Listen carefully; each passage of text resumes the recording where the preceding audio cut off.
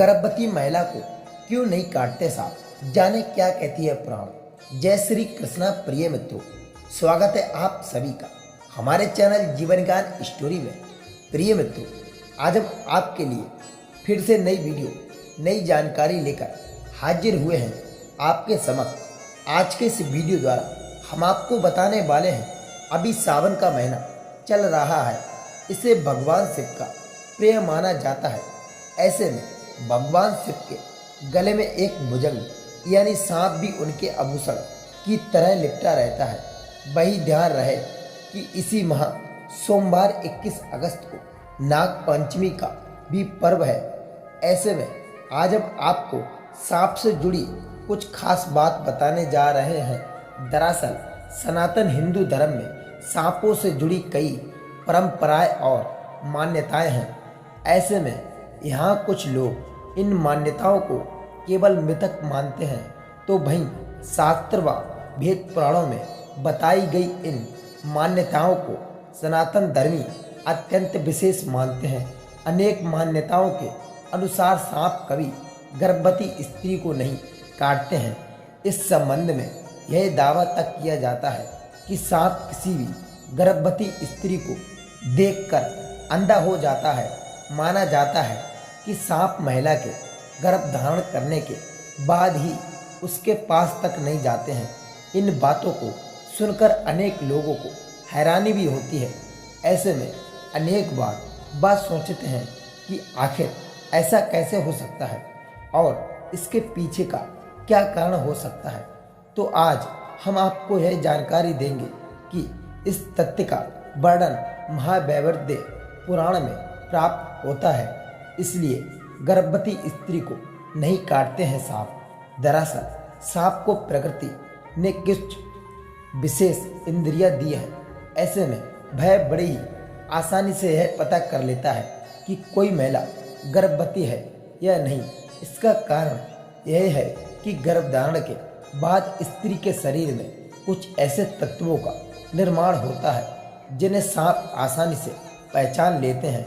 तो ऐसे में यह सवाल भी उठता है कि गर्भवती महिला को यदि सांप पहचान भी लेते हैं तो भी आखिर सांप उन्हें क्यों नहीं काटते हैं। तो आपको बता दें कि इस प्रश्न का उत्तर भी ब्रह्मा वैद्यमुहूर्त पुराण की एक कथा से मिलता है। तो चलिए जानते हैं इस कथा के बारे में। दरअसल ब्रह्मा वैवर्त पुराण की कथा के अनुसार एक बार शिवालय में भगवान शिव की एक गर्भवती स्त्री तपस्या कर रही थी। वह तपस्या में पूर्ण रूप से लीन थी। इसी दौरान शिवालय में दो सांप आकर गर्भवती स्त्री को परेशान करने लगे, जिसके चलते स्त्री का ध्यान भंग हो गया। इस पर स्त्री के गर्भ में पल रहे शिशु ने तपस्या भंग होने के कारण पूरे सर्प वंश को श्राप दे दिया कि आज के बाद कोई भी सांप, नाग और नागिन यदि किसी स्त्री गर्भवती के पास गए तो वे अंधे हो जाएंगे।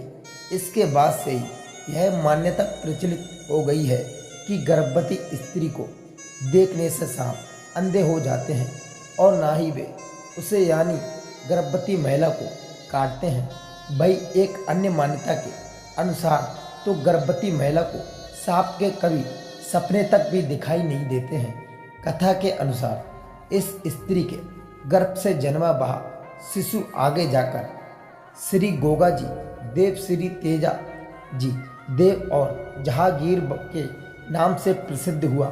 सांप के ना काटने के वैज्ञानिक कारण यहाँ आपको इस बात की भी जानकारी देंगे कि गर्भवती स्त्री को सांप द्वारा ना काटे जाने के पीछे केवल धार्मिक मान्यता ही नहीं है, बल्कि एक ठोस वैज्ञानिक कारण भी है। वैज्ञानिकों के अनुसार स्त्री के गर्भधारण के साथ ही शरीर में कुछ विशेष तत्वों का भी निर्माण होता है। साथ ही कई तरह के बदलाव भी आते हैं। इसमें सबसे खास होता है हार्मोन्स का सिक्रिएशंस। ऐसे में गर्भावस्था में स्त्री के स्वभाव, रुचि और रंग आदि में बदलाव लाने लगता है। वैज्ञानिकों की माने तो शायद सांप को कुछ स्त्री शरीर में होने वाले हार्मोन्स के इस बदलाव का पता लग जाता है। स्त्री के कारण वह उसके पास नहीं जाकर अपना रास्ता ही बदल लेते हैं। भले ही इस बात का अब तक पूरी तरह से पुष्टि नहीं की जा सकी, लेकिन माना जाता है कि शायद इसी कारण ऐसा ही होता है। यह बातें भी खास रखें ध्यान। वैसे तो सांप को किसी द्वारा भी मारा नहीं जाना चाहिए, लेकिन इसमें भी सबसे विशेष यह है कि गर्भवती महिला को कभी भी सांपों को मारना नहीं चाहिए। ध्यान रहे कि सनातन धर्म में सांप को मारना महापाप की श्रेणी में आता है और माना जाता है कि इसका दुष्परिणाम व्यक्ति को जन्मों तक झेलना पड़ता है। कोई शोध अब तक इस पर नहीं किया जा सका कि सांप गर्भवती स्त्री को क्यों नहीं काटते हैं। सांप के नज़दीक जाने से गर्भवती में महिला को और गर्भ में पल रहे शिशु को जाने अनजाने में नुकसान हो सकता है।